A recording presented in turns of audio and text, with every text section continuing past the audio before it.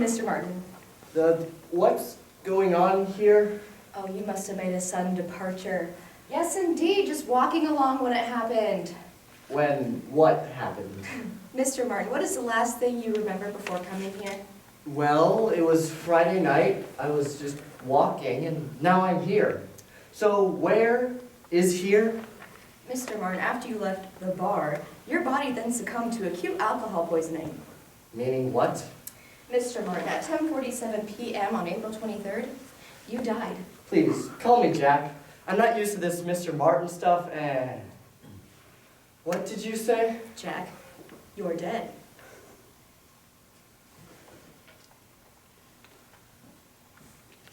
Roughly 150,000 people die every day across the world. But what happens to a person after they die? In this piece, we meet Jack, who has just died of acute alcohol poisoning, and Delia, his guide in the afterlife. Where will Jack end up? Find out in Dead. By David Abalafia. Dead. Expired. You have kicked the proverbial bucket. Get my drift? I'm not dead. Jack, you must understand that your life is over. But my heart's still No, it's beating. not. You only feel your heart beating because your mind still expects it. Once your mind has come to let go of its hold on your life functions, you'll think you're dead and your heart will stop beating. But this process does not happen quickly unless your cling to life is desperate. Well, you're dang right it's desperate. If I'm dead, how come my watch stopped at 10:47? Yes, Jack, we could sit here and argue about whether or not you are dead, and people wouldn't realize that you weren't anywhere else. So what are you exactly? A receptionist. I help process new arrivals. What's your name? Delia. Does it matter to you whether I stay or go? I won't receive another new arrival until you're gone. Convenience. I am not the only receptionist. Hundreds of thousands of people die every day. I suppose so. Does this mean you've accepted the fact that you are now dead? Not yet. I like to keep my options open. Ah, yes. In life, apparently, you exercise quite a number of those. I went with the flow. Right. Do you have an idea where you are now? Let me guess. Purgatory, right? Correct. You are here because your life was in the balance between good and evil, and I am here to help facilitate the determination of your final destination. You sound like a stewardess. And you sound like most of the men I dated when I was alive. When you were... Wait a second. Yes, I'm dead. How did you... I killed myself. Why? I wanted to be free. And now you are free? Yes, sure, I work here, but they give me time off to be the person I wanted to be when I was alive, but never was. I'm sorry. Are you sorry about Jean Deeves? Who? You took her into your arms, seduced her, got her pregnant, and then left her on the curb like garbage. Remember now, Jack? You don't understand. Oh, but I do understand. To you, women are subordinate creatures meant to cater to the whims of men. What sickens me is that some women actually go along with it, like Donna Mitchell. You left her at the altar. She even knew what you were, and she still wanted to marry you. I think I'm in hell. I don't know where you're going. That's what I'm here to help determine. Oh, God. Speaking of God, let's talk about your religious principles. Yes. How many times did you go to church last year? What was that? Once. Right, once. Midnight mass on Christmas Eve, and you were blind, stinking drunk. Well, I went, didn't I? There's something to be said for that. Well, just because I go to church does not mean I have to enjoy it. What about work? Well, what about work? You were a graphic artist, a very talented one. A compliment. You designed the artwork for a lot of commercial products. You even won a few awards for your work. It's hard to believe What's hard to believe? that someone like you could be responsible for making so many people happy. Well, that's just the kind of guy I am. I love to make people happy. Then how come you were so adept at making people miserable? Hang on. You said that I was here because my life was in the balance between good and evil. What about the good things I've done? Smart move, Jack. Let's take a look at that, shall we? You saved your little brother's life when you were 12. Yeah, my friends and I used to play football out in the street. And Jimmy was never allowed out there, so he just sit on the curb. So one day, Frankie overthrew a pass to me. And Jimmy, who always wanted to be a part of the group, ran to grab it. I don't think he ever saw the car coming. I dove at Jimmy, and the car sideswiped me in the leg. It took the doctors a few hours of surgery to put it back together. I never played football since. You dreamed of becoming a professional athlete? Well, what did you want to be when you were 12? I wanted to be beautiful. Why? I guess I was just brought up to think I should want to be beautiful. You know something? You are beautiful. You have beauty inside you that shines through in your dedication to what you do, bizarre as it may be. Bizarre? Not your standard everyday occupation, is it? Perhaps not, if I were alive. You still believe we're both dead? I know what I believe. What I need to know is what you believe. What difference does it make? I can rightly send you on your way. And You why still think you're alive. not? Do you know what a ghost is? Yeah, sure. I'm not talking about a white sheet. A ghost is the soul of a person that clings too tightly to life. When he or she reaches the reception area, they are sent on to their final destination, but the destination had not been determined. Because the person still hadn't realized they were dead? The soul drops back down to earth, where it spends eternity. If a receptionist does not complete his or her task, or the soul refuses to accept its destiny, it will become lost. Lost? Lost on earth, never being able to reach their final destination. No way back up here? In a sense, those individuals have created their own final destinations, but we aren't able to keep track of them. All right, I get it. So it is extremely important for you to accept your situation so you can get on with your afterlife. Well, have you made your determination as to my final No. destination? Let's see, there's something here about your mother when you were in high school. Yeah, my mother never graduated high school. Her and my father were sweethearts since they were young. And they were going to get married, but my mom's junior year, she dropped out. Because she got pregnant with you? Yeah. And what? I was born and they had a quiet little wedding ceremony in order to legitimize me in the eyes of the Lord and all that nonsense. Sorry? I was born and they had the wedding ceremony they were supposed to have. Were you there? Are you kidding? I was an insult to the sanctity of marriage. My mom went to work to support us because my dad was finishing college. It wasn't all that bad, but growing up, my mom had a kind of sadness in her because she never finished what she started. So what did you do? When I started high school, I got her some information on a high school equivalency diploma. With a little help from me, she got her diploma, and now she's an executive manager of a large company. Making a special notation about that. Tell me about heaven. Why? Well, maybe I won't want to go there. And then you can just send me straight to hell. Heaven is actually a lot like living on earth. Everyone's given a place to stay and a job. A job? Work in heaven. It's all about keeping your mind active and alert. Everyone's job is something they really enjoy doing. What about social activities? Like what? Relationships. Yes, Jim. But remember, heaven is supposed to be a reward for a good life. You can't go screwing around like you did on earth. And what about you? Are you going to be stuck at this computer terminal forever? No. From what I understand, I will be here until the time I would have died had I not killed myself. Wait.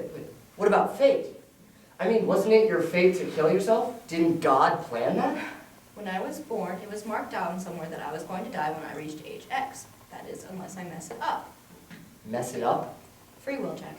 People who cut their life short by smoking, doing drugs, or drinking heavily are at the mercy of those elements that they bring into their lives. Upon my death, I arrived here where I was briefly instructed in my task. I've been here since.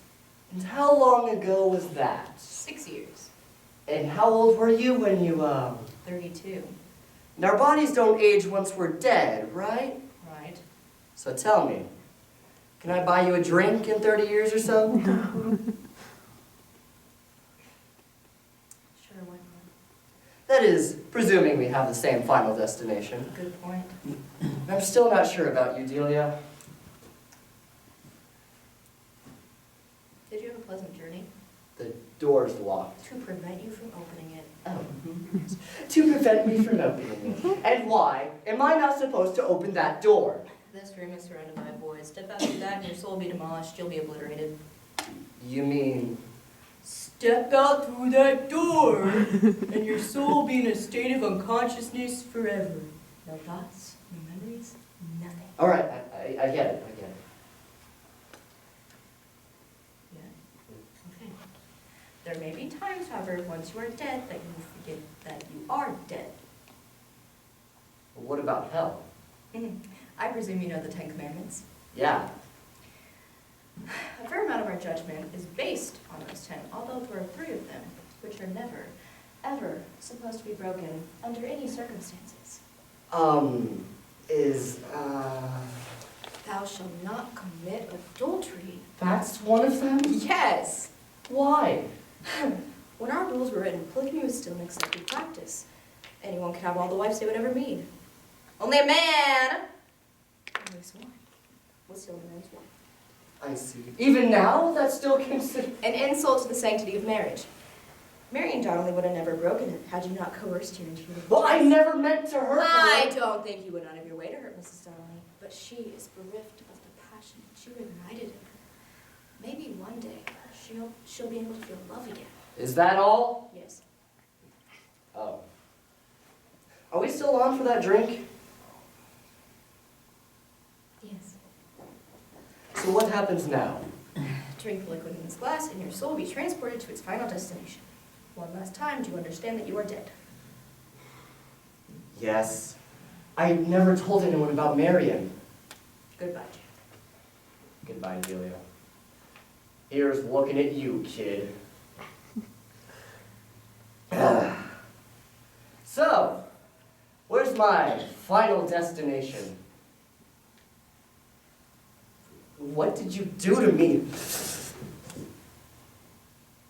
Right here, Jack. Hello, Mr. Donnelly. This is Delia. I just wanted to let you know that our little problem has been taken care of, and I'll be by to pick up the $50,000 tomorrow.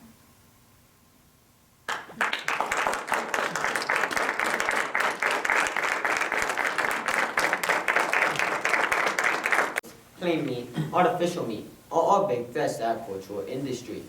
Everyone is talking about plant-based meat is unhealthy or mismarketed, which I do agree with. However, no one is looking forward to the future of the USA's economy and how it will affect the Midwest. The general population does not know how big this problem is because they are not informed of it. Today we will discuss what fake meats are, the environmental impacts of fake meat, the health impacts, the products that rely on the cattle industry, and how fake meats can and will destroy the USA's economy, one company at a time. Now everyone knows what fake meats are. Fake or imitation meat is meat that is not from the flesh of animals. Beyond Meats create meat out of plants. Impossible Foods create meat in a test tube. According to ImpossibleFoods.com, the Impossible Burger is made mostly of heme. They believe that heme is what makes meat taste like meat. They extract the heme from plants, then add it to other micronutrients to imitate meat. Nebraska Cattlemen's Association is saying they shouldn't even call it meat because it is not from the flesh of animals. This led to the making of the Real Meat Bill that is currently passing through our legislature. Both of these companies have had a big increase in sales, but no one is looking forward to the future of the USA's economy. Consumers are moving towards these non-traditional products because they believe they are better for the environment and our health. According to the USDA, agriculture only accounted for 9% of the total greenhouse gas emissions in 2017. The greenhouse gas that cows produce is methane. People are moving towards these products because they are afraid that methane stays in the air for a long time, creating climate change. According to CNBC News, Dr. Frank Milano, an environmental expert and professor at the Department of Animal Science at the University of California, methane stays in the air for a very short time before getting deposited into the ground. The greenhouse gas that these fake meat companies are making is CO2, which stays in the air for a very, very long time before getting deposited into the ground. This creates climate change. It should also be noted that these fake meat companies create more greenhouse gas emissions than traditional meat. Regarding nutritional value, people see these veggie burgers on the menu and think it sounds like a chopped up salad. It's not.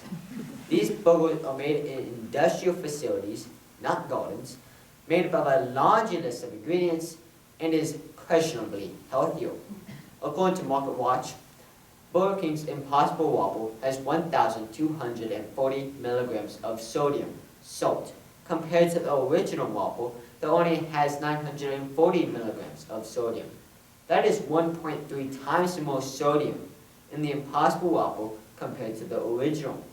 Also according to Market Watch, McDonald's McVegan has 7.5 grams of protein compared to the original Big Mac that has 28 grams of protein.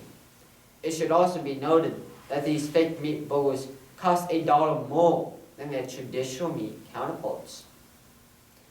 Cow-based material is everywhere. Some of the obvious products are leather, ground beef, and dairy products. Then, according to AnimalSmart.org, cow-based material is also in wax paper, crayons, margarine, rubber, lubricants, soaps, lipsticks, and even shaving creams. Do you think we can grow all of that in a lab? Then what about from the medical point of view? According to BeefMagazine.com, there are over 5 million people in the USA that live with diabetes, and most of them require a daily dosage of insulin. Insulin comes from the pancreas of a cow. If we take cows out of the equation, we lose the medical products such as insulin, as well as many other day-to-day products that you wouldn't even think a cow to have anything to do with them, such as allergy medicine, and ingredients to over 100 valuable medications. Fake meats are currently on the rise in popularity and demand. However, as fake meats increase, counter demand would decrease because there would be no need for them. This would start a negative chain reaction that will greatly affect the economy. In Red Willow County, Nebraska alone, we are largely agricultural based. Most of our culture can be traced back to cattle. If fake meats drive the cow market down, people will stop raising them. Most people just stop and go home. No big deal. A few people lost their jobs. Doesn't affect me. If cows are in less demand, many businesses go out of business very fast, starting with the feedlots that feed the cattle. Feedlots demand a lot of corn, hay, equipment, and people. Due to less demand, they will go out of business. According to the Red Willow County FSA office, there are 5 feedlots and 3,500 operators and owners whose livelihood is at risk. Due to feedlots no longer needing corn prices will drop. Due to corn prices dropping, farmers will be making less and less money. They will no longer have the money to support themselves. They will no longer need their land, their equipment, or their irrigation equipment. This will cause a lot of big businesses to have to close their doors for good, such as Case IH, John Deere, Rotomix, Vermeer, and hundreds others. In Red Willow County, there are 3 major equipment dealers, 3 pivot companies, 2 tire companies, and a hose plant. All of these companies will have a big drop in sales or have to close their doors for good. Then what about the beef processing plants? And the cattle feed suppliers like Purina that will go out of business? Keep in mind, this is one county in one state. According to Nation's Encyclopedia, 40% or 2.3 billion acres of the USA will be affected in much of the same way. Also, unemployment will increase. According to the USDA, agriculture accounts for 11% of the total US jobs. If all the people in agriculture lose their jobs, unemployment will rise to a 14.6% standing. Now still, a lot of people are thinking it doesn't affect them. They are wrong. They'll be indirectly impacted through taxes. According to SmartAsset.com, Nebraska farmers pay on average 1.8% of their land value. That means a piece of land valued at $1 million. The landowner would have to pay $18,000 in taxes every year for that one piece of land. Keep in mind, according to the USDA, 40% or 2.3 billion acres of the USA has to pay similar taxes. These taxes or pays for your public schools and your road projects. If fake meat drive the cow market down, property value would decrease with it. That same piece of land might bring in $800 in tax revenue other than $18,000. This way forcing the government to increase other taxes to make up for the lost taxes on land, businesses, and equipment. This is why fake meats should not be used as a major food source. They are more expensive, they contribute to greenhouse gas emissions, they are less nutritionally healthier, but my biggest concern still lies with the effect on the USA's economy. They destroy our economy, one company at a time, starting with the cow-calf producers, to the feedlots, to everyone that supports this industry. For these reasons, consider the consequences of buying fake meat. And remember, beef is what's for dinner. Thank you. $428 billion. According to the National Philanthropic Trust, or the NPT, last year, Americans donated over $428 billion. America is home to some of the biggest charities in the world: United Way, Red Cross, and who can forget GoFundMe, the best way to get your grandma that new hip. Despite this record amount, the actual numbers of Americans giving to charity has been falling for almost 15 years, as summarized in a panel study by the University of Michigan and the IUPUI Valley School of Philanthropy. This boost in charitable donations is due to the fact that the total share of donations coming from the ultra-rich has skyrocketed. 30% of all charitable donations this year are expected not to come from the elite 1%, but the 1% of the 1%. This is the penthouse on top of the penthouse. This leads to a bigger problem, which is wealth inequality. Wealth inequality is at record levels, as reported in a Forbes article by Noah Kershak published in 2017. The three richest individuals in the country, Bill Gates, Warren Buffett, and Jeff Bezos, collectively hold more wealth than the bottom 50% of the domestic population. Now, the rich don't want us to demonize them. That's why you see so many philanthropic acts. We love to see good things happening to those that need it. But that isn't the only thing we should focus on. We love learning about how these people were able to amass their fortunes, but we never consider why they give their money away and how they justify being so rich. Billionaires possess too much wealth and power, allowing them to distract from questionable ethics, influence public policy, and override the people's vote. To begin, let's talk about how billionaires are able to engage in questionable ethics and growing their fortunes. Billionaires have grown their wealth by 18% since 2017. Collectively, the group of 2,208 billionaires from over 72 countries are worth more than $9.1 trillion. The real problem lies in the fact that the U.S. economy is disproportionately rewarding the people on top. Winnie Bayanami, an executive director for the development charity Oxfam International, states that the billionaire boom is a symptom of a failing economic system. The people who make... Okay, Tim, give me like a little rundown of your speech and speak. Like the whole thing? No, just really quick. Like, da da da da da da da da. You can't do it quick. You know what, Tim? I think it's fine. You're good. Okay. 232, 233, 234, 235. I'm in control. I know that I'm in control. So why have I been counting these damn tiles for the last hour?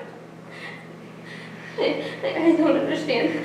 I just have to focus on me. I just have to breathe in, out, inhale, exhale. Good. I don't understand. I was just watching TV and there was a commercial.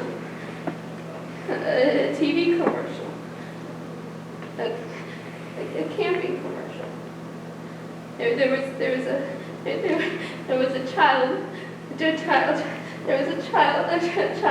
camping the commercial. There was a child camping 236, 237, 238, 239. Obsessive compulsive disorder is characterized by the unreasonable thoughts and fears that lead to compulsive behaviors. In the U.S., 1 in 40 adults and 1 in 100 children suffer from OCD. Jenny develops this disorder after losing her son, Will. She later sees a TV commercial that brings her into a state of panic. She takes control through the process of counting floor tiles and reliving her story in Private Practice, Episode 1, by Shonda Rhimes. I've been going to a shrink for the past 4 months.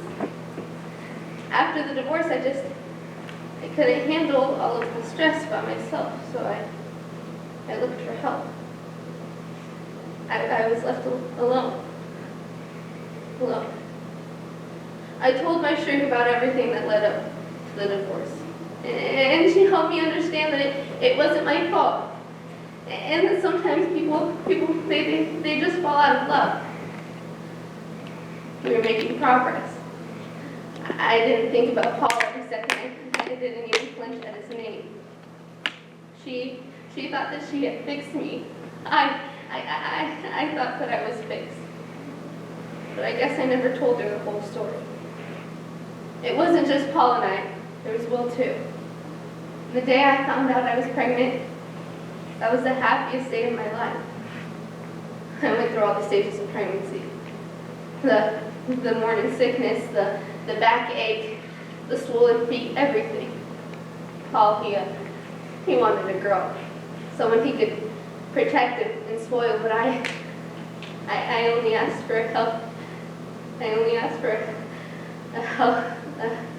healthy baby. And on the 16th week, we went in for the ultrasound that would tell us the gender. We were having a boy. We were having a healthy boy. He was born on May 17th. And the day he was born, it's amazing. I got accustomed to the idea of a baby in the house. We got to see him take his first step, speak his first word, and we even got to experience his first day of preschool and every first day after that. And then a few months after his 10th birthday, he came up to me. And he was all excited because he was seeing 2 packets of gummy bears when he only had 1. And I knew that wasn't right, but I wanted to wait. So we waited. And after 2 days, his double vision didn't go away. So we took him to the hospital, and they ran some tests. And as we waited for the results, I watched him as he stumbled upon himself because there was 2 of everything surrounding him. But the moment the doctor walked in through that door, that moment was the moment that changed my life forever. He was 10. He was only 10. Diagnosed with brain stem glioma, and is it something we could have caught earlier? No, we caught it early. But because of the location of the tumor on the brain, there was nothing I could do. There was nothing I could do. My baby was suffering, and there was nothing I could do. 240, 241, 242. Stop! Don't touch me! You're gonna make me lose my count! 243, 244. To breathe. 245. Well, he started chemo and treatment, and at first everything was working. But then he got kidney failure, and well, it's pretty common after chemo and radiation. But Paul and I, we decided that we wanted to stop treatment. We knew that it was hurting him, and every single time that I'd see him, it was like he was becoming someone I no longer knew. Making that choice isn't easy. A lot of people aren't strong enough to do that.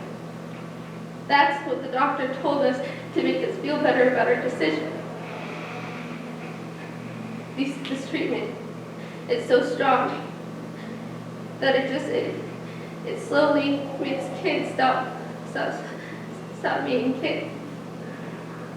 We didn't go back to the hospital for a couple of months. Paul and I, we decided to take Will to the lake. We had a cabin out there. We made s'mores, we built bonfires, we went kayaking.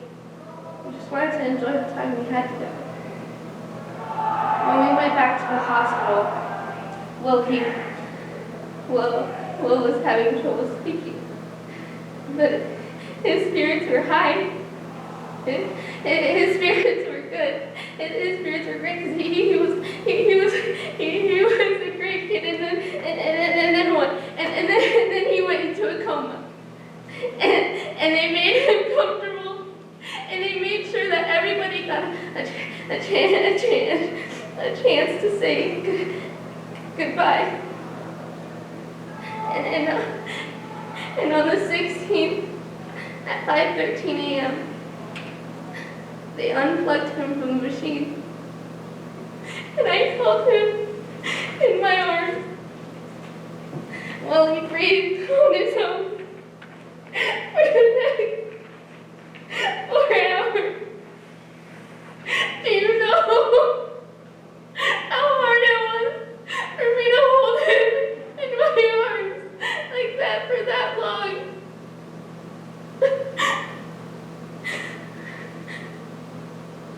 Will, he had the most aggressive kind of brain cancer a kid could have. There's no cure. Only the choice in how you're going to pull through. I did everything a good mom could do.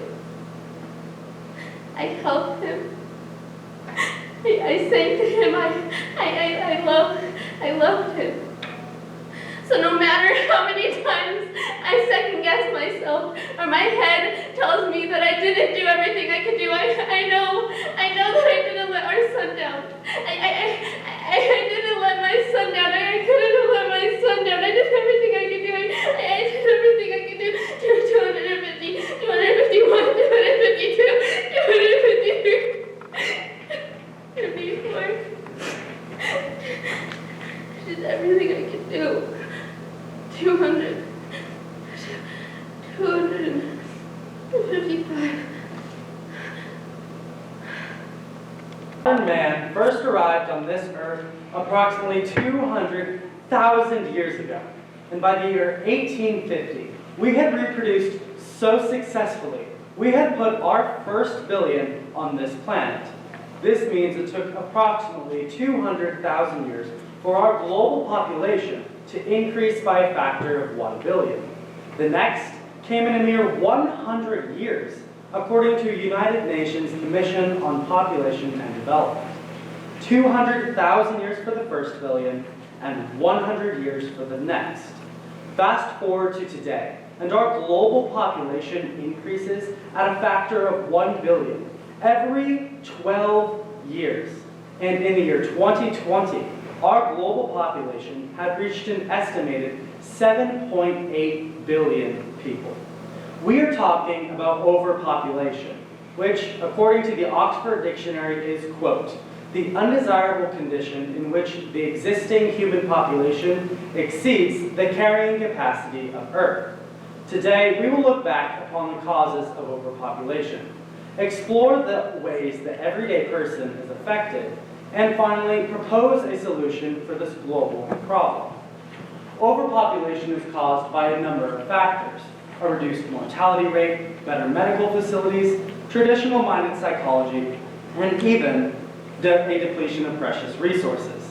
One reason overpopulation is such a considerable problem is that in underdeveloped and developing nations such as Uganda, Nigeria, and Bangladesh, advancements in medicine and healthcare are coming with each and every coming year, according to a Wall Street Journal article titled Healthcare Innovations in Developing Countries, published in April of 2017.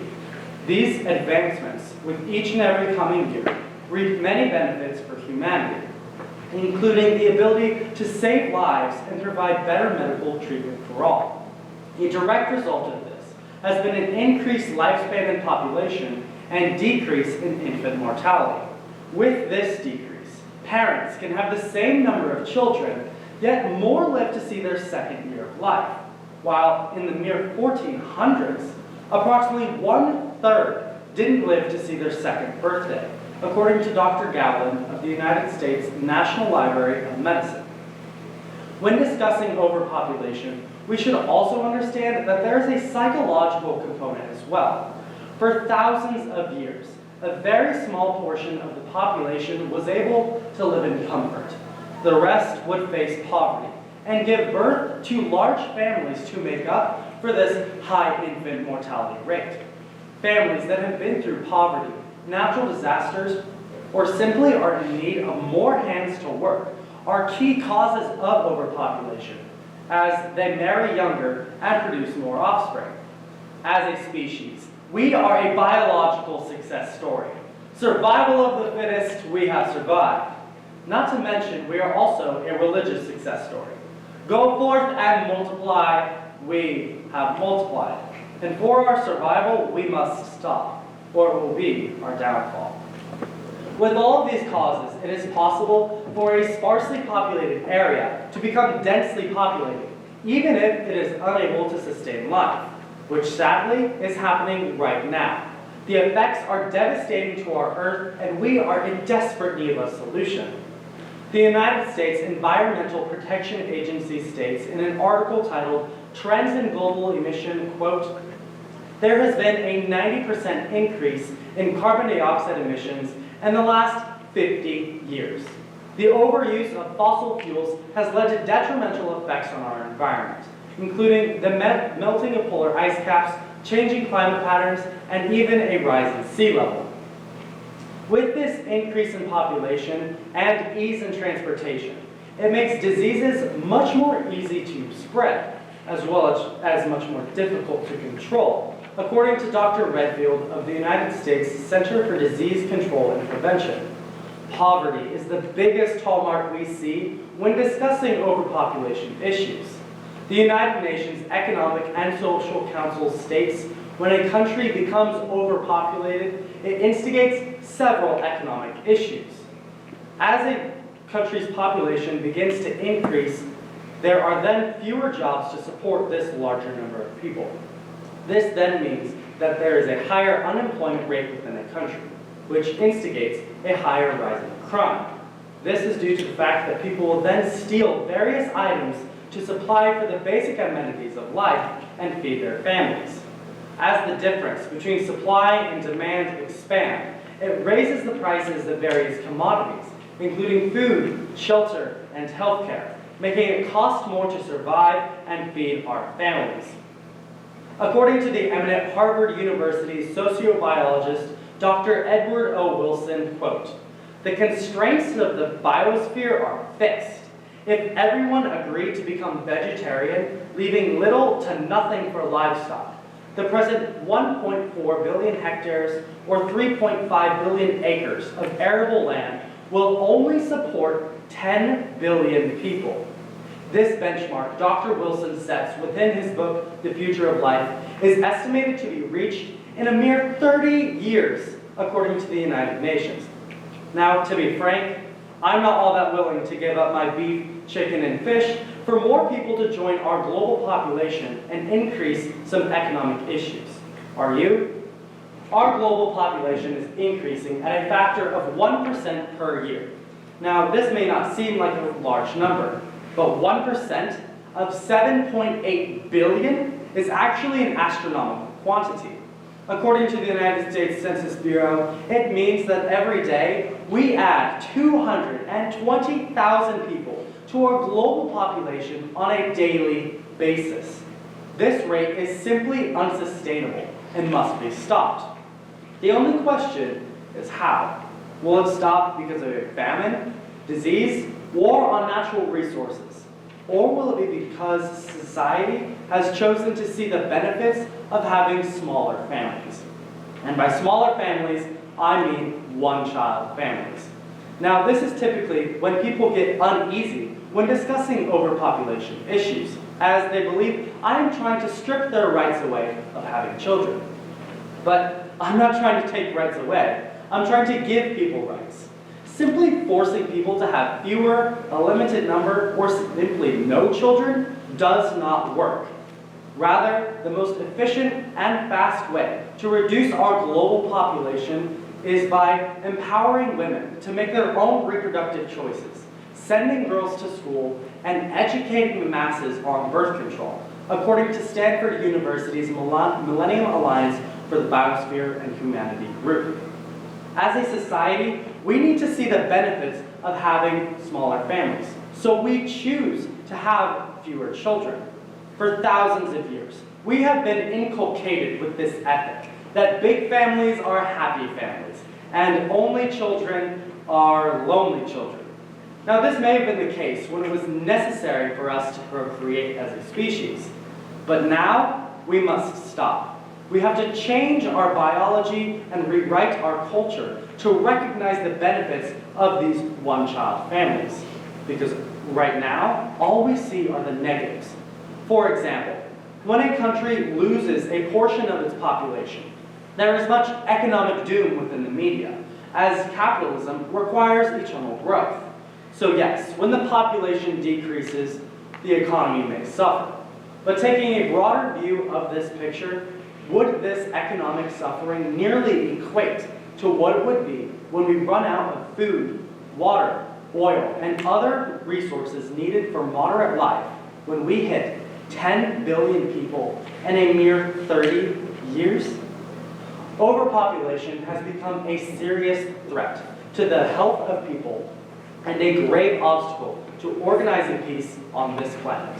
Today, we have looked back upon the causes of overpopulation, explored the ways the everyday person is affected, and proposed a solution for this global problem.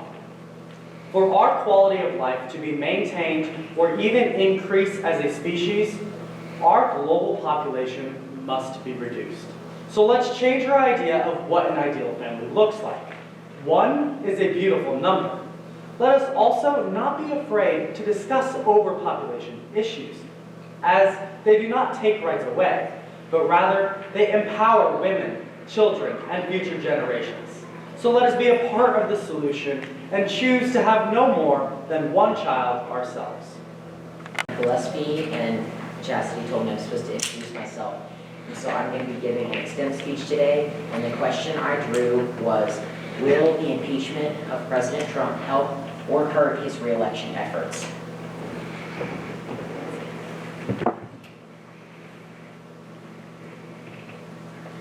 The day President Trump was impeached was a big one.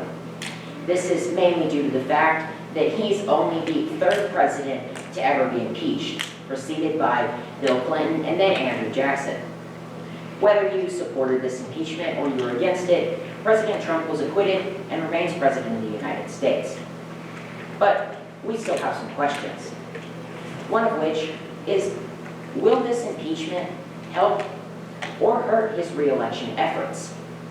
By first looking at what impeachment means, then at who impeached him and why they did so, and finally at how Trump and all of his voters responded to this impeachment, you will see that President Trump's re-election efforts will not be hurt, and if anything, they've been helped.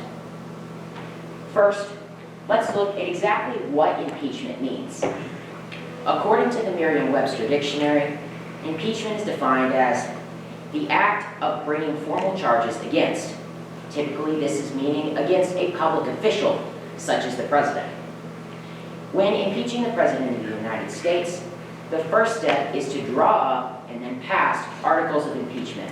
This is done within the House of Representatives.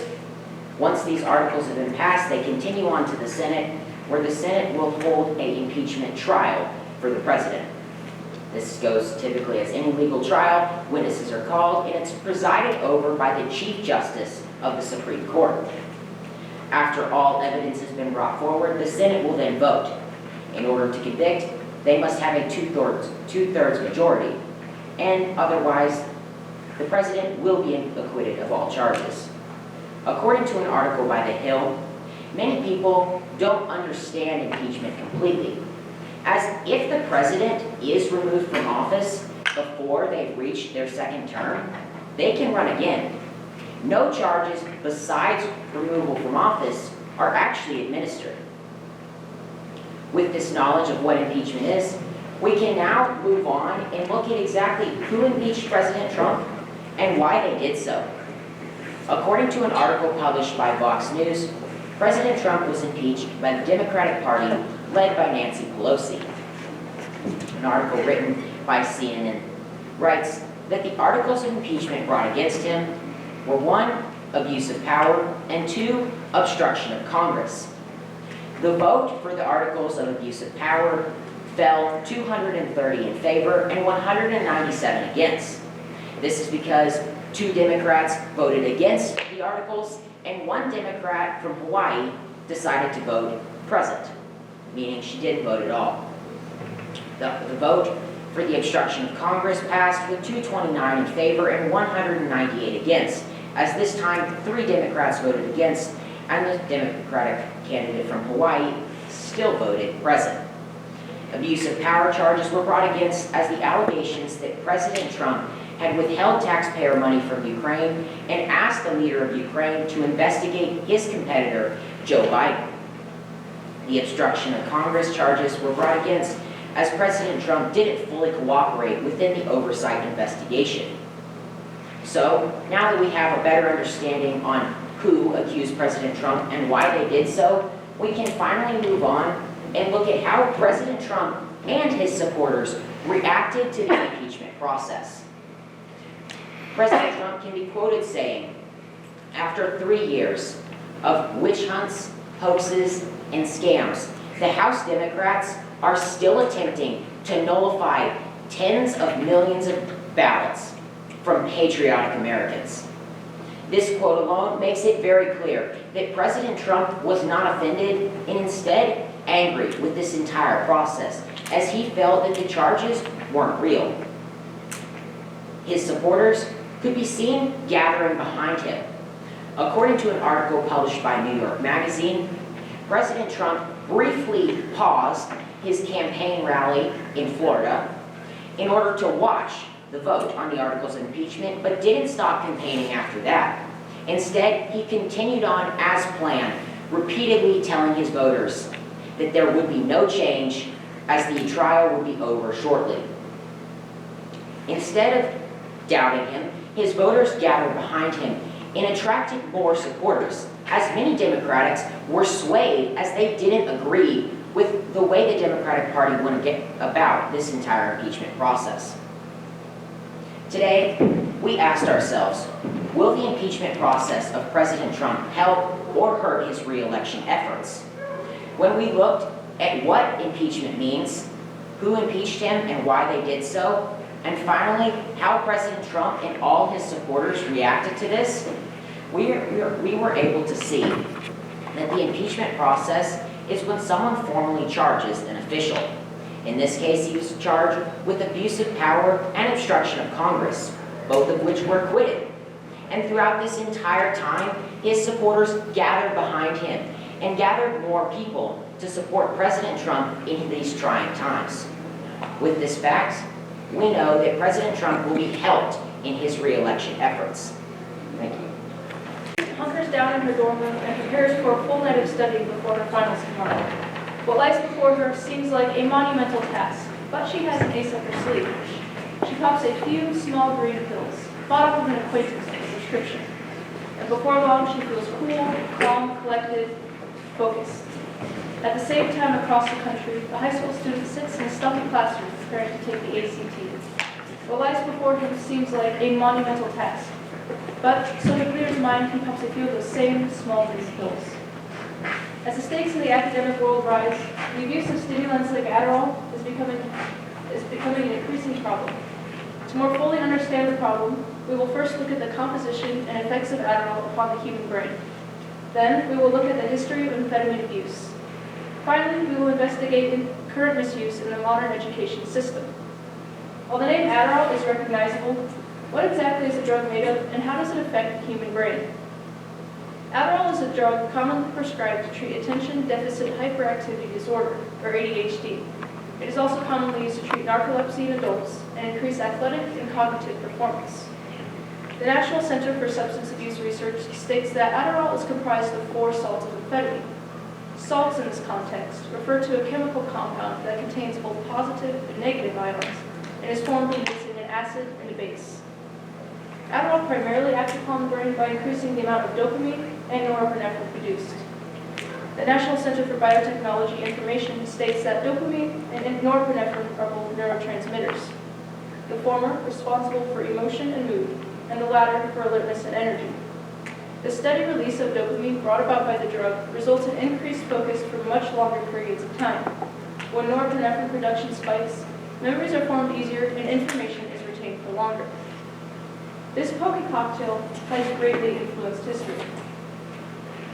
According to the 2015 article, The History of Adderall by Bison at Attention Media, Adderall's main ingredient, amphetamine, was first synthesized in 1887. It was not until 1934, however, that Benzedrine, the first widely marketed amphetamine drug, was patented. It was first sold as an over-the-counter inhaler to treat chest and nasal congestion, but before long, it became the drug of choice for college students, fueling all-nighters and frenzied cram sessions. The extensive use and abuse of amphetamines continued on through the early 20th century, with countries on all sides of World War II using methamphetamine to increase the performance of their troops. Abuse began rising in the early 1960s and 1970s when the intravenous injection of methamphetamine became popular among abusers. In order to combat this alarming trend, the Comprehensive Drug Abuse Prevention Act of 1970 was signed. According to James Kent in his Huffington Post article, Adderall, America's favorite amphetamine, stimulants like Ritalin had long been shown to help those with attention deficit disorders. And so, in 1996, Shire Pharmaceuticals introduced Adderall. The drug became so popular that in 2001, the company introduced Adderall XR, an extended-release tablet intended to release a low dose all day long. This steady drip of amphetamine meant that it soon became the drug of choice for wage workers, the military, and of course, college students. The abuse of the drug, especially on college campuses, has become of increasing concern. Adderall is currently very easy to obtain, with over 16 million American adults currently using prescription stimulants, as was found by a study conducted by Drs. Wilson, Compton, and Beth Hall, published in the American Journal of Psychiatry in April 2018. The drug usually finds its way onto college campuses through those who already have a legal prescription, usually those still on their parents' health insurance, or in the military. By skipping a day or two of their medication, dealers can easily make up to $15 per pill. And because amphetamine abuse among college students is so commonplace, selling Adderall is a lucrative business. The 2016 National Survey results of drug use found that a staggering 35% of all surveyed students said that they had used stimulants like Adderall or Ritalin for non-medical purposes. Another 38% said that there was nothing wrong with the use of such drugs for studying purposes. And while doping up before finals is of concern to many college campuses, one of the most alarming trends in recent years is the abuse by high school students. When the pressure is on to get into a good college, some students will do whatever it takes to get a good score on either the SAT or the ACT. The mind-sharpening effects of Adderall call into question the validity of scores acquired with the use of such drug. Some experts, such as Dr. John Burwell, editor of Psych Central, equate the use of ADHD medication by unprescribed students to an athlete using anabolic steroids before a match. Without question, the abuse of stimulants has become a problematic phenomenon at educational institutions across the country. To more fully understand the problem, we first looked at the composition and the effects of Adderall, its history of abuse, and finally, we investigated the current misuse of the drug. Our college student from earlier, well, she passed her finals, and our high school student got into the college of his dreams. But at what cost? Met him on a beach. I was working on my suntan. Now, wait. Don't think it's going to be that kind of story, because it's not. At least, I thought not. See, he was wearing my Titleist, black Speedo, And his hair? and perfect ringlets. I didn't dare get him wet. And his friends. Mankini wearing muscle gods, just like me. So, when he first started talking to me, I thought, Great. a goofy A guy hot girl. I can be go out friends with. First dates are always a little awkward, and this one proved to be no different. Follow Paul and Emma through their exciting first date in You Can't Judge a Man by His Speedo by DRC Rob. So, what's your name? I'm Emma. How about you? I'm terrific, thanks. You're called Terrific? Well, you see, you should call me terrific when I'm talking to someone as beautiful as you are. So, what should we call you when you're talking with someone else? A funny girl. I like that. My name is Paul, by the way. Nice to meet you, Paul. You're welcome. So, what do you do? I'm a student. I'm a black belt in karate. I think this guy's brain might be even smaller than his bathing suit. It was really nice to meet you, Paul. Wait, do you want to hang out sometime? I know a great martial arts studio. They taught me all of that. No, I'm so busy with school, and on the weekends I work at the rec center. So maybe. No. I didn't think about Paul again until the next weekend when I was teaching swim lessons. It was my first time teaching a toddler class. Okay, everyone, so when we jump in the water. Wait, we're not jumping in the water yet. Oh, no. Okay. Now, like I was saying, hey, put your bathing suit back on.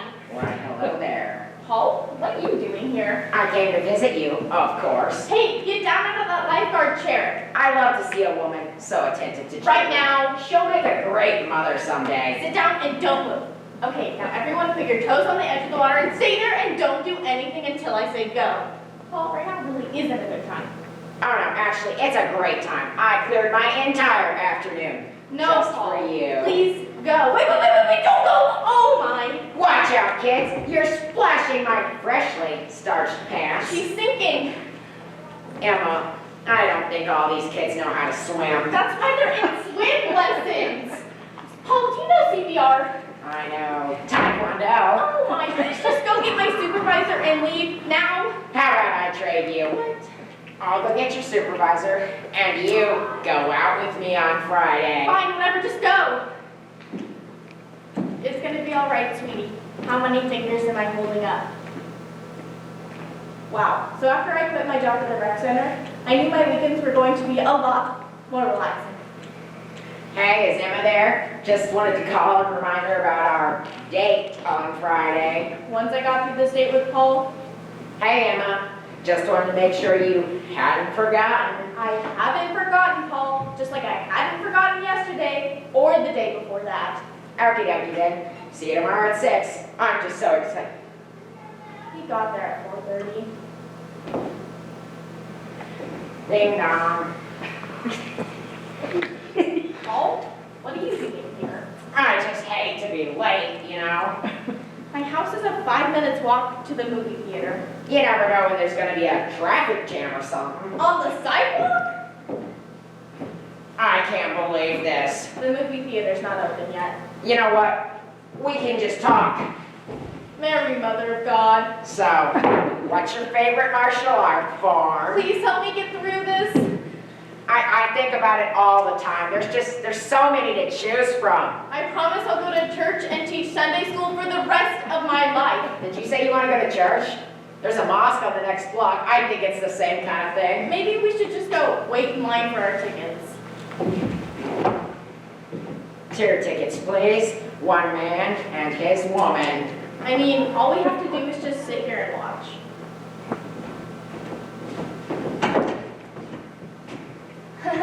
The movie's really funny. Holy salami, did you see what that guy just did to her? Why are people laughing? Man, if I were her, I would... Maybe we should just watch the movie. What's watching a movie? Women. It was really funny, but then it got really sad. Okay. First, everyone laughs at the part that's not funny. And then what? It finally gets funny and no one is laughing. Oh, I'm sorry, he's an embarrassment. Turns out, watching a movie with Paul is way worse than having a conversation with him. Luckily, there's one perfect place to get away from a bad date. It's called the ladies' room. I have to go to the bathroom, bye. While hiding out in a bathroom stall, I had an idea. I think Emma likes me. I can escape. I can run out the door and keep going. I can close all the windows and lock all the doors. Yeah, she definitely likes me. But there's a problem. She's kind of shy about it though. Almost like she's embarrassed to have fallen for me, of all people. He's so stupid he'd run to the police and scream, Emma's been kidnapped! No, there's only one thing to do. I just have to get get this the all over old-fashioned with. way. Time for a little romance. Hi.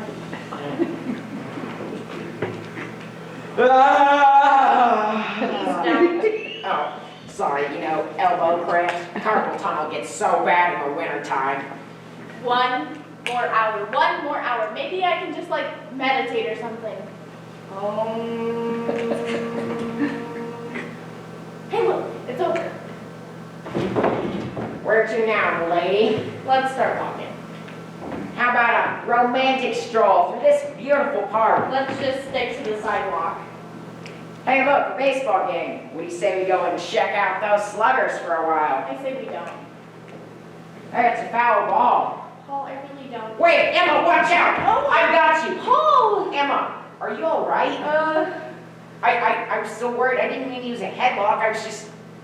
You're bleeding. What? Are you all right? You're bleeding on my shoes. Sorry. Why are you bleeding? There's some weird pebble in it. Emma, What? one of your front teeth got showing. Oh my god! I think it looks kind of cute. My tooth is in your arm! What? That's not a pebble, that's my root canal! I'm so sorry, Emma. I didn't mean for you to get hurt in all of this. That's the stupidest thing I've ever heard. You're the stupidest person I've ever met. Emma, I was just trying to protect you. Protect me? Yeah, after you pestered me to go on this date with you, I think I'm better on my own. Thanks. Taxi, let's hope someone at the hospital can get my tooth out of this guy's freaking vein. The hospital, please.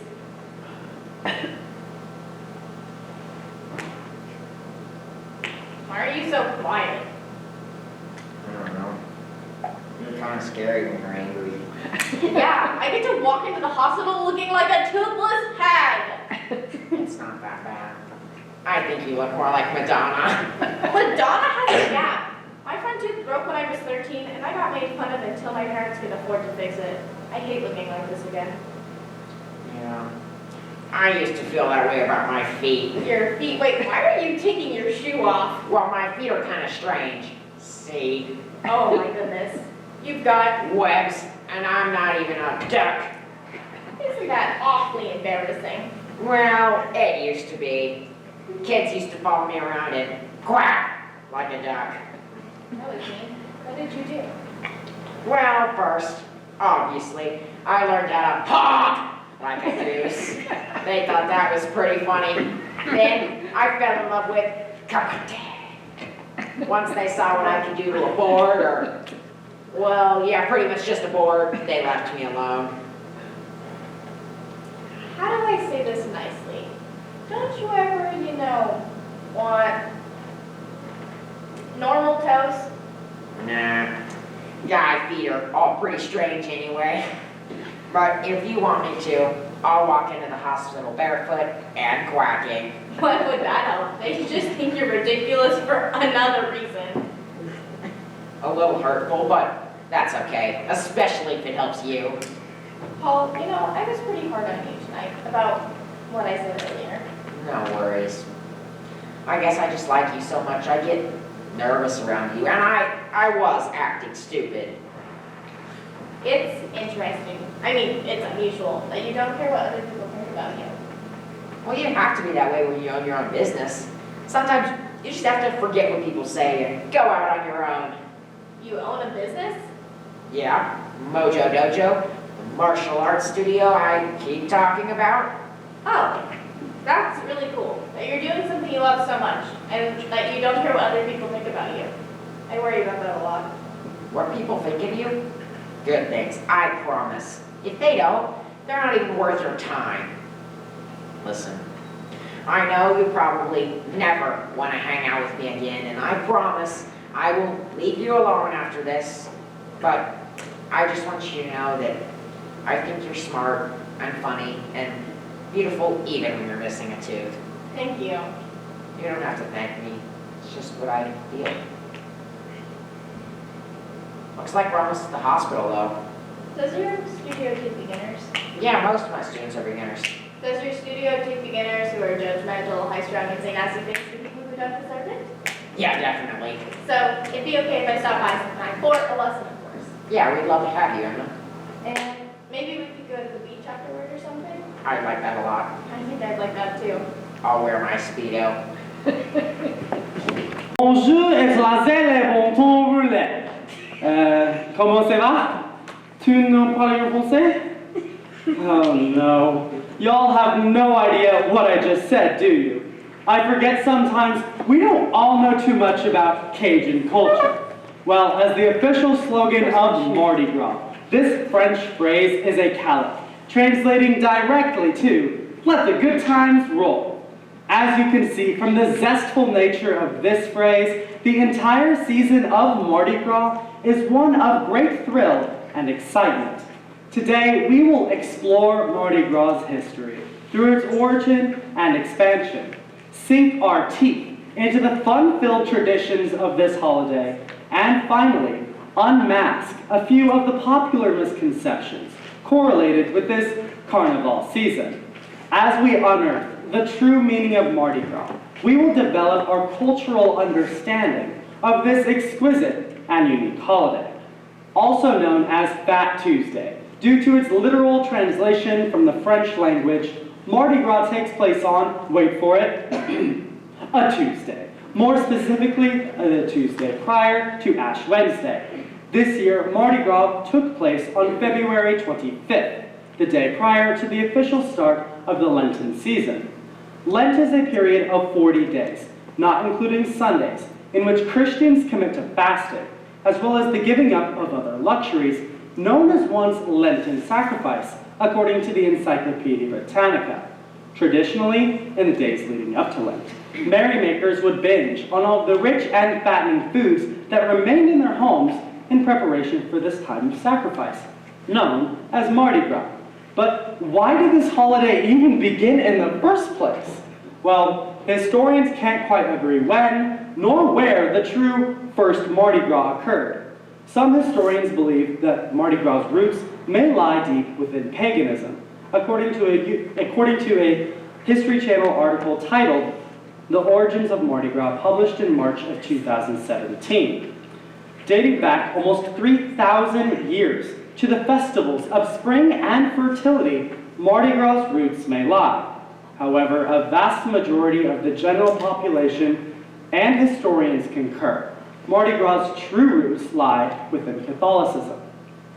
In the year 1502, Pope Gregory XIII adopted the modern Gregorian calendar, according to the book The History of the Christian Church by Philip Scaff. In doing so, he adopted Mardi Gras as an official Catholic holiday. With this introduction into the religion, Mardi Gras began to spread like wildfire across the continent of Europe. Most specifically, the country of France began to indulge themselves within the customs of Shrove Tuesday, with leadership in the House of Bourbons, according to the Bourbons, the history of a dynasty. As the French culture began to be implemented within this holiday, new traditions and customs were added to the mix, such as mask wearing, many of which are still alive today. After it spread across the continent of Europe, Mardi Gras set sail across the sea to the New World. More specifically, on March 3rd, 1702, French-Canadian explorer Jean-Baptiste de Bienville arrived at a plot of land and later established Fort Louis de la Louisiana, which is now Mobile, Alabama.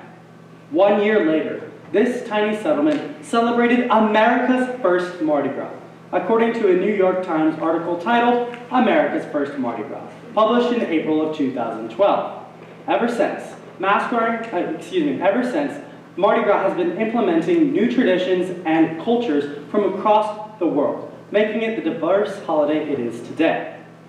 Now, whenever I think of the traditions of Mardi Gras, the first that always pops into my mind are the beautiful and intricate masks people wear. When mask wearing was first seen as a tradition in the 1730s, it was used as an escape from society, as mask wearers were allowed to become whomever they wanted to become, regardless of race, gender, or socioeconomic status, according to a USA Today article titled Mask Wearing and Its History Within Mardi Gras, published in February of 2013. Ever since, mask wearing has been seen as a staple tradition for the holiday. In fact, the city of New Orleans requires by law for anyone participating in a crew parade to wear a mask. Crew parades are one of the most interesting, eye-catching, and memorable events that occur within larger Mardi Gras festivities. These typically include a large group of people known as a crew tossing objects out into the crowd. These objects are more formally known as throws, according to the Apollo crew, and more often than not include bead necklaces. The Smithsonian reports that each year, 25 million pounds of plastic bead necklaces are produced to supply for the Mardi Gras festivities in the city of New Orleans alone. Now, keeping in mind these masks, crew parade floats, and beads are all very festive in nature, they likely include one, if not all three, of the official Mardi Gras colors. Said to have been designated in 1827 by the Rex Crew theme Symbolism of Colors, the three official Mardi Gras colors include purple, representing justice, green personifying faith, and gold, symbolizing power. After merely scratching the surface of the multitude of traditions Mardi Gras has to offer, this holiday's fun aspect is quite apparent. However, a vast majority of the general public tends to correlate some popular actions that are taking place during the holiday as traditions. Now, when I mention Mardi Gras, I'm going to assume a vast majority of you may have thought of some not-so-holy meanings, many misconceived as traditions. My grandmother, Sue Cavis, a Louisiana local, likes to classify these misconceptions into the 3 B's, including drinking booze, flashing breasts, and of course, throwing beads. But this simply isn't the case. You see, if you look at the true meaning of Mardi Gras and how those who understand that meaning act within the holiday, it's all about, as I call it, the 3 F's. Practicing faith, time with family, and of course, having fun. Another popular misconception is that Mardi Gras only takes place in New Orleans, Louisiana. Though NOLA may be the capital, so to speak, of Mardi Gras, celebrations are held across the world. In fact, Omaha and other towns across the state of Nebraska hold annual Mardi Gras festivities, according to the Omaha World Herald. To participate in Mardi Gras, you don't need to be wearing a mask nor beads. All that is required is a mere celebration of life with much excitement. After diving into an all-new perspective of Mardi Gras, we have discovered this holiday has a much deeper cultural, societal, and religious meaning than what we may have thought. Today, we have explored Mardi Gras' history through its origin and expansion, sunk our teeth into the fun-filled traditions of this holiday, and finally, unmasked a few of the popular misconceptions correlated with this carnival season. Now that we understand Mardi Gras is a time of great thrill and excitement, I challenge you to participate next February. As we French say, laissez les bon temps rouler. Merci et salut. You're my sunshine, my only sunshine. You make me happy when skies are gray. You'll never know, dear, how much I love you. Please don't take my sun away. You are mine. Mama, why'd you stop singing? You know that's my favorite song. Oh, especially that one part when you go, yeah. You should do it again. Oh, that's all. It's a little earlier from yesterday, but that's okay. He seems a little tired. Maybe you should get him some water? But you gotta use his favorite cup. Make sure you test water, because if it's too hot, he's not gonna like it. There. That'll make you feel better. Mama, don't make him mad. His hands. Feel cold on the bruises. It feels kind of nice. Will, please don't touch the twins. Why not? Because We have enough room. It doesn't hurt that bad. Tell her it doesn't hurt that Yes, I know you're the father, but you know when you... Mom, are you okay? Mama, please, talk to me.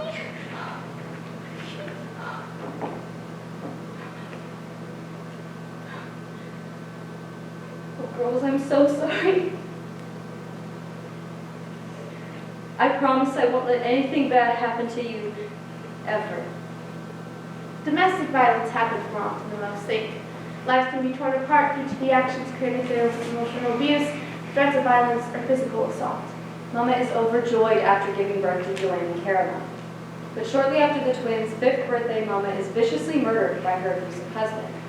The twins are then left to be raised by their father. In the end, sacrifices will be made in order for the twins to overcome the hell their lives will endure in Abandoned By Chastity San Diego and Erica Boyd. Caroline, have you seen my backpack? I swear I just had it. No, it's upstairs. Come on, we're going to be late. It's been a late so real this time.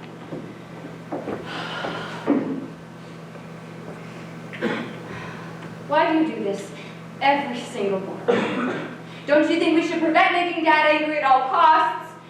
Not that big of a deal, Caroline. Not that big of a deal! Why do you want him to hit you, Joe? No, but What? I got called into the principal's office the other day. What? I don't know how, but I guess someone saw the bruises on my arms. I tried to cover it up.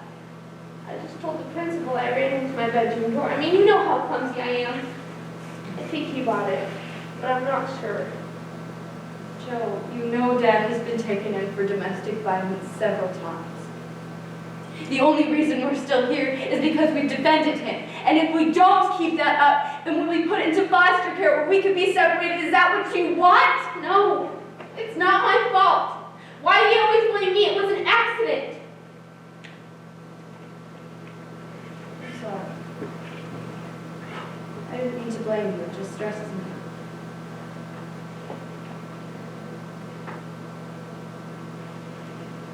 Remember when Mama used to sing, "You Are My Sunshine," every night before bed? Yeah, it was my favorite song. How she would sing, "And please don't take my sunshine away." That's what I want for us. I know, he's been so hard on us ever since she's been gone. Well, sometimes I walk in through that door and I wonder if it'll be the last time, just like it was for her. I know. And I do too. But I've got you, and you've got me. That's how Mama would want it, and that's how it's going to stay.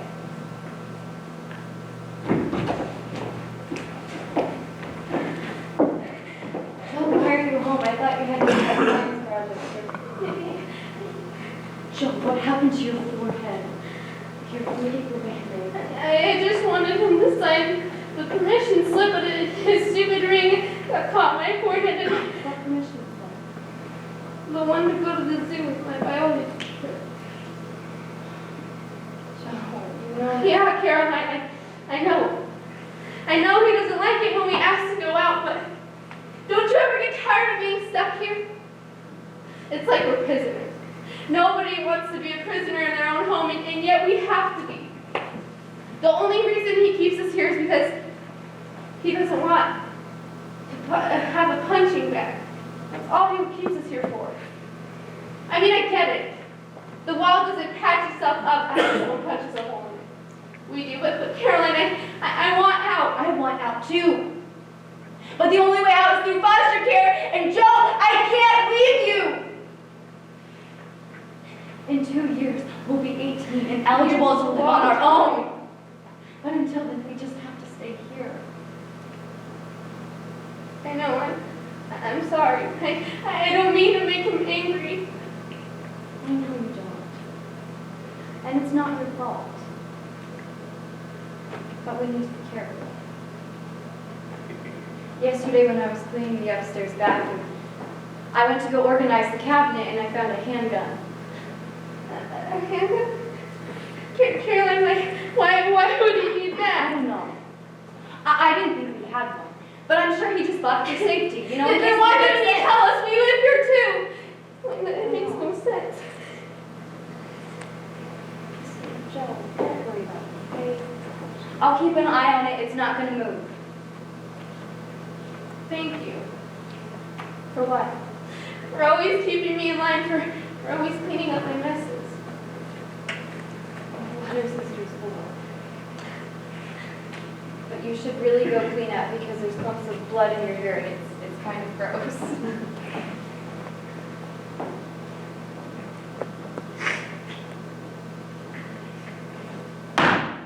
Well, hi, Dad. How's work? You're home early. Listen, I wanted to talk to you about Joe going on the biology trip.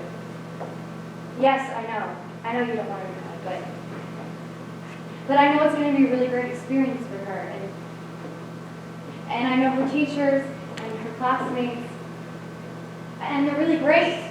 And I'll be here the whole time she's gone. If you could... Dad, stop! You got to stop, okay? We can't take it anymore. Joe and I, we can't do it. We can be a family, even without Mom here. No, please, let me go, please, let her go.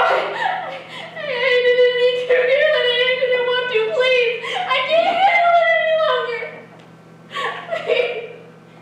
No, please, don't come any closer, don't come any closer. I didn't mean to. Caroline, no, I didn't mean to. It was so stupid. No, please, Caroline, I didn't want to. I was gonna hurt you. I didn't want to hurt you, please. Caroline, you can't leave me here alone. You can't leave me here alone.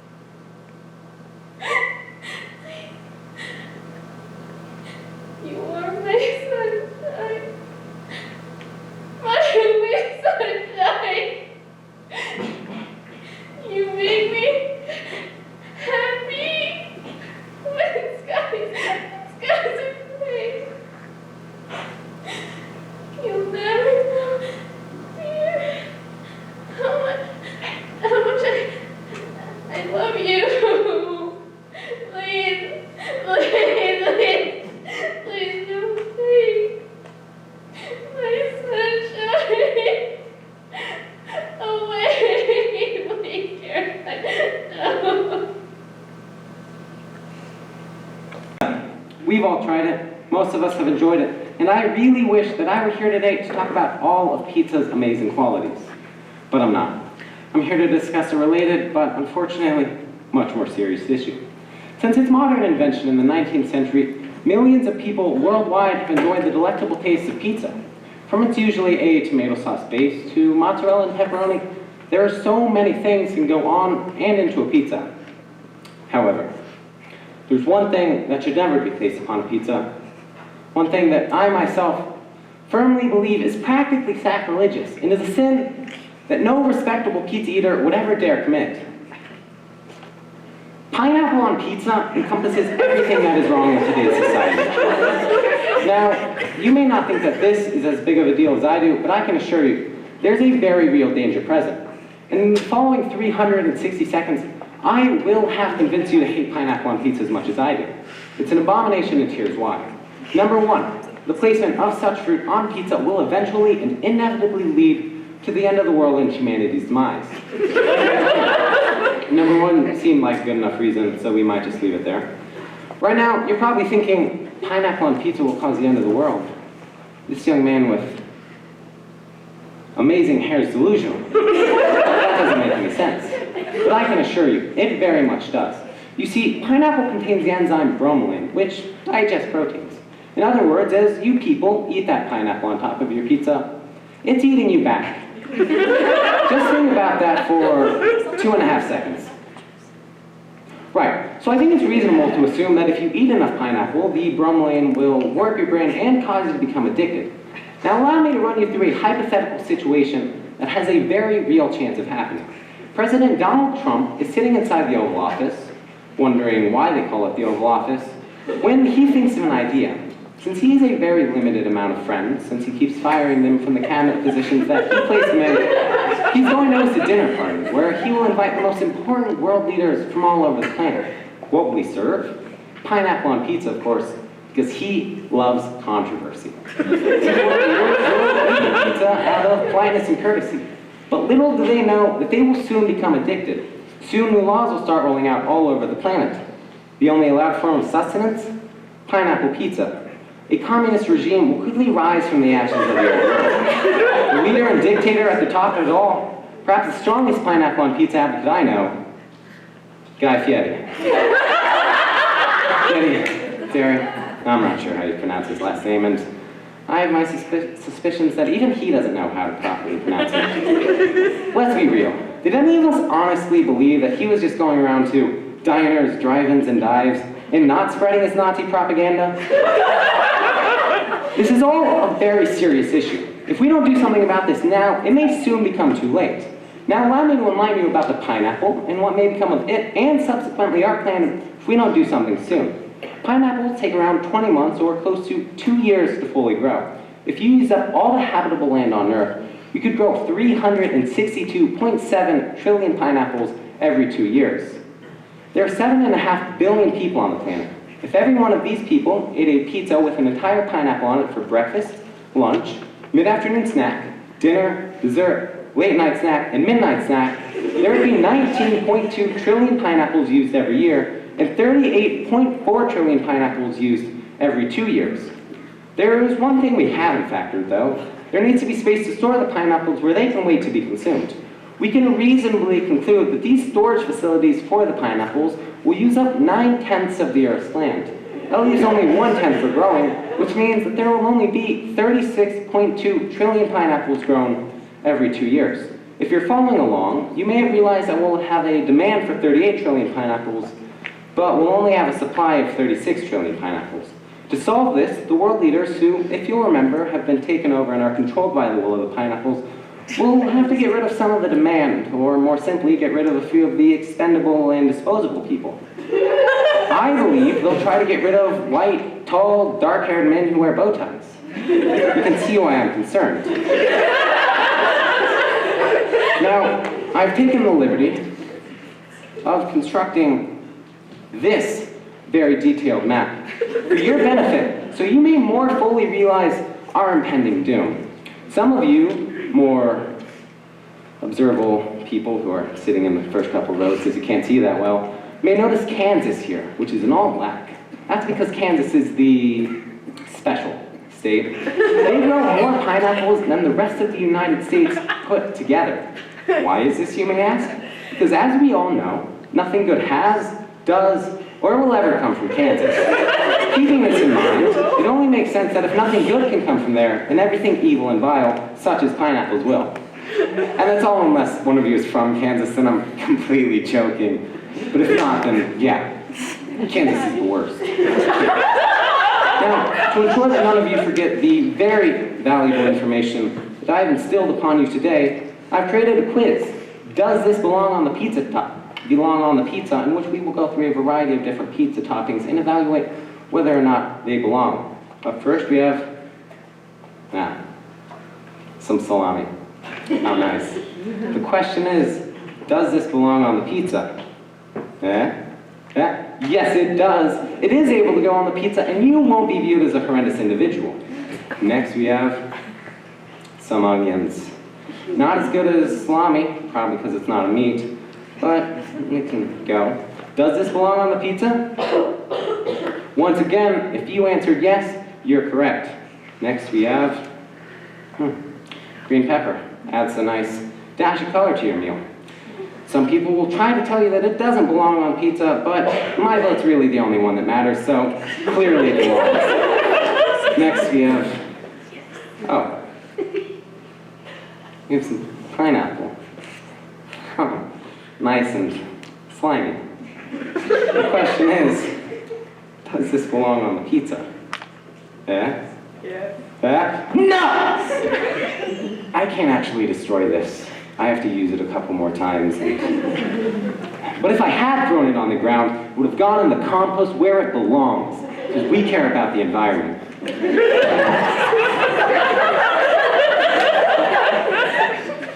Now, obviously, I can't control what any of you put on top of your pizza. It's completely your choice. So, if you do find yourself in the mood for some pineapple on your za, and you're simply too inclined to get what you refer to as, quote, the perfect combination of sweet and salty, then do it. But please, for the love of all things holy, at least don't put any watermelon on there. ¿A dónde vamos? Where are we going? Speak in English, or the guard is going to come. ¿A dónde vamos? Where are we going? Speak in English.